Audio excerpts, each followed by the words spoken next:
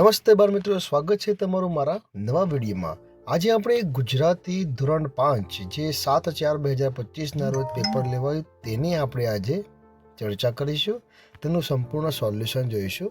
તો પ્રશ્ન નંબર 1 છે કે ઉદાહરણ મુજબ શબ્દોને અનુરૂપ બે વાક્યો લખો। ઉદાહરણ શું છે? તો સેવા શબ્દ આપેલો છે ને તેના આધારે આપણે વાક્ય બનાવેલા છે કે બીમાર લોકોની સેવા કરવી જોઈએ, અને બીજું વાક્ય છે કે સેવા જ સાચો ધર્મ છે। તેવી રીતે આપણને શબ્દ આપેલું છે દયા, તો દયાનો ઉપયોગ કરીને આપણે બે વાક્યો બનાવવાના છે। તો પહેલું વાક્ય આપણે એવું બનાવી શકીએ કે આપણે દયાનો ભાવ રાખવો જોઈએ, અને બીજું કે અરુણને દયા આવી। બીજું વાક્ય છે ગુસ્સો, તો પહેલું વાક્ય એવું બને કે સાહેબને ગુસ્સો આવ્યો, હે ને? આવે છે ને તમારા સાહેબને ગુસ્સો? બીજો નંબરનું વાક્ય આપણે ગુસ્સો કરવો જોઈએ નહીં। તો આ રીતે આપણે શબ્દોનો ઉપયોગ કરીને વાક્યો બનાવ્યા। હવે બીજો પ્રશ્ન છે જે 5 ગુણનો છે। તો શું છે કે ફકરાના આધારે પ્રશ્નના જવાબ લખો। અહીંયા એક સુંદર મજાનો ફકરો આપ્યો છે, એ ફકરાના આધારે પ્રશ્ન પૂછેલા છે અને એ પ્રશ્નનો આપણે જવાબ આપવાનો છે। તો આપણે એ જોઈશું। પહેલો પ્રશ્ન છે કે રાજા દરબારમાં ક્યાં બેસેલા હતા? તો આપણને જોવા મળે કે રાજા દરબારમાં સોનાના સિંહાસન પર બેઠેલા હતા અથવા તો બેઠા હતા। બીજું, રાજાનો પોશાક એટલે કેવો પોશાક? રાજાનો પોશાક એટલે રાજવી પહેરવેશ। ત્રીજો પ્રશ્ન છે કાકા રાજા પાસે શાની માગણી કરે છે? તો એનો જવાબ શું આવે? તો કાકા રાજા પાસે ન્યાયની માગણી કરે છે અથવા તો ન્યાય માગે છે। કાકા અરજી શેની પર લખી લાવ્યા હતા? કેમ? તો કાકા પાટિયામાં અરજી લખીને લાવ્યા હતા। 5મા નંબરનો પ્રશ્ન કે ઘરુ શબ્દનો સમાનાર્થી શબ્દ શોધો। તો ઘરુ એટલે આપણે શું કહીએ છીએ? ડોક, બરાબર। તો ઘરુ એટલે ડોક, તો આપણે એનો સમાનાર્થી શબ્દ થાય ડોક। હવે પ્રશ્ન નંબર 3 છે કે ગીતના આધારે પ્રશ્નના જવાબ માટે સાચો વિકલ્પ પસંદ કરો। અહીંયા એક સરસ મજાનું ગીત આપ્યું છે અને તેના આધારે પ્રશ્ન પૂછેલા છે। તો 1, કાવ્યમાં કોને ચોર કહ્યો નથી? તો આ કાવ્ય જે છે એમાં કોને ચોર નથી કીધું? કોયલ, કાબર, મેના કે મોર? તો એની અંદર આપણે જોઈએ તો કોયલને ચોર કહેવામાં આવેલો નથી, બાકી બીજા બધા પ્રાણીઓને ચોર કહેવામાં આવેલા છે। આ કાવ્યની અંદરની વાત છે। બીજો નંબર છે કે પ્રાસની દ્રષ્ટિએ અલગ પડતી જોડ કઈ છે? તો પ્રાસની દ્રષ્ટિએ આપણે જોઈએ તો મોર, ચોર, ભરી, કરી, કરીશ, ધરીશ આ બધા ઉચ્ચાર સમાન લાગે છે, પણ લીલો, ઓછો આ કંઈક બંધ બેસતું લાગતું નથી, તો એ આપણને જોડ જોડી જુદી પડે છે। ત્રીજો નંબરનો પ્રશ્ન છે કે ખેડૂત શું લઈને આવે છે? તો ખેડૂતને આપણે કાવ્યમાં જોઈએ તો ખેડૂત શું લઈને આવે? તો ખેડૂત ગોફણ લઈને આવે છે। ચોથા નંબરનો છે સમજદાર શબ્દનો અર્થ શોધો। તો સમજદારનો અર્થ શું થાય? તો સમજદાર એટલે શાણો, સરસ। 5મા નંબરનો પ્રશ્ન છે કે ખેતરનો રખેવાર કોણ છે? તો ખેતરનું રખેવાળું કોણ કરે ભાઈ? આપણા ખેતરમાં પાક ઊભો હોય તો તેનું રખેવાળું કોણ કરે? હા, બરાબર છે, ચાડીઓ, સરસ। તો શું જવાબ આવે? ચાડીઓ।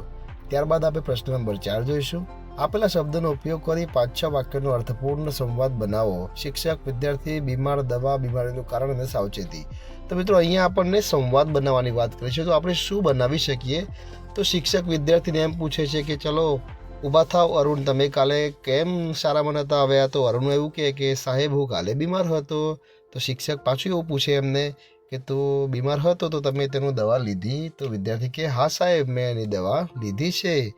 શિક્ષક કહે કે હા, સરસ, ખૂબ સરસ કાર્ય તમે કર્યું। તો આપણે બધા તમે બીમાર પડો છો તેનું કારણ તમે જાણો છો? તો આવા પ્રશ્નો પૂછી વિદ્યાર્થી જવાબ આપે એ રીતે આપણે સંવાદ બનાવીને આપણે આ પ્રશ્નનો જવાબ લખી શકીએ છીએ। ત્યારબાદ પ્રશ્ન નંબર 5ની ચર્ચા કરીએ તો આપેલા સંયોજકોનો ઉપયોગ કરીને વાક્ય બનાવો। પણ ઉદાહરણમાં આપ્યું છે પણ, તો તેને તાવ આવ્યો પણ તે નિશાળમાં આવી છે। તો એવી રીતે આપણને અને આપેલું છે તો અજય અને કાવ્યા ક્રિકેટ રમે છે, કારણ કે આપણને આપેલું છે તો અજય ઝડપથી દોડ્યો કારણ કે તેની પાછળ કૂતરો પડ્યો હતો। અને છતાં, તો છતાંનો ઉપયોગ કરીને વાક્ય બનાવીએ આપણે। તો મગનને બોલાવવા છતાં શાળામાં આવ્યો નહીં। પ્રશ્ન 5નો બ છે, તો બમાં શું કહ્યું છે કે નીચેના આપેલા વાક્યના પ્રકાર જણાવો। તો 1 છે કે નક્કામું, લાખો વર્ષ જૂનું, પતંગિયું। તો આ વાક્યમાં ઉદ્ગાર વાક્યનું ચિહ્ન છે, તો એને આપણે ઉદ્ગાર વાક્ય કહીશું ત્યારબાદ મારો ભાઈ અમદાવાદ જશે, ત્યાં પૂર્ણ વિરામ આપેલું છે. આપણે તેને વિધાન વાક્ય અથવા તો સાદું વાક્ય આપણે કહી શકાય. ત્રીજા નંબરનું વાક્ય છે કે રાહુલે તેનું ગૃહ કાર્ય પૂરું કર્યું છે. પાછળ પ્રશ્નાર્થ છે કે રાહુલે તેનું ગૃહ કાર્ય પૂરું કર્યું છે, તો એને પ્રશ્નાર્થ વાક્ય કહેવાય. ચોથા નંબરનું વાક્ય છે રવિ તેની નાની બહેનોને ખૂબ સંભાળ લેતો. પાછળ પૂર્ણ વિરામ છે, તો આપણે એને વિધાન વાક્ય કે સાદું વાક્ય કહીશું. પ્રશ્ન 5નો ક છે 3 ગુણનો કે વર્ગીકરણ કરો જાતિવાચક અને દ્રવ્યવાચક. તો જે જાતિવાચક શબ્દો છે તેને આપણે જુદા પાડ્યા છે અને દ્રવ્યવાચક શબ્દોને પણ અહીંયા આપણે જુદા પાડ્યા છે. તમે જોઈ શકો છો કે દ્રવ્યવાચકમાં કોણ આવે કે જે દ્રવ્ય સ્વરૂપે હોય, એટલે કે આ વર્ગીકરણની અંદર જે લિસ્ટ છે એને 6 નામમાંથી આપણને સોનું અને તેલ જે આપણે દ્રવ્ય તરીકે આપણને બધા જાણીતું છે, તો આપણે એને દ્રવ્યવાચક માં મૂકીશું. અને જાતિવાચકમાં મરચું, વૃક્ષ, પ્રાણી અને નદી આ વસ્તુ આવે છે, તો આપણે એને જાતિવાચકમાં મૂકીશું.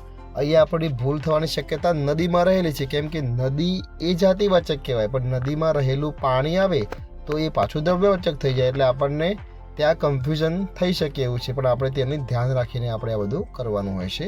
ત્યારબાદ આ પ્રશ્ન 6 જોઈએ. કોઈ પણ એક વિશે ટૂંક નોંધ લખો. 5 ગુણનો પ્રશ્ન છે, તો અહીં તમે ગમે તે કોઈ એક વિષય ઉપર તમે સરસ મજાની ટૂંક નોંધ લખી શકો છો. શાળાનો બગીચો હોય કે ટાઈમ શટલ હોય, અથવા તો તમારો ભાઈ વિશે લખવાનું છે, તો ભાઈ વિશે આપણે બધું લખી શકાય. પ્રશ્ન નંબર 7 છે કે નીચે આપેલા શબ્દોના આધારે અર્થપૂર્ણ વાક્ય બનાવો.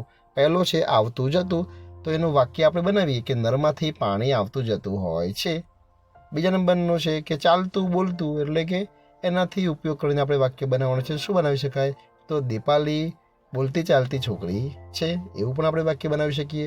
ત્રીજા નંબરનું છે કે હસતું કૂદતું, તો એનો જવાબ આવે બાળક હંમેશા હસતું કૂદતું જ સુંદર લાગે છે.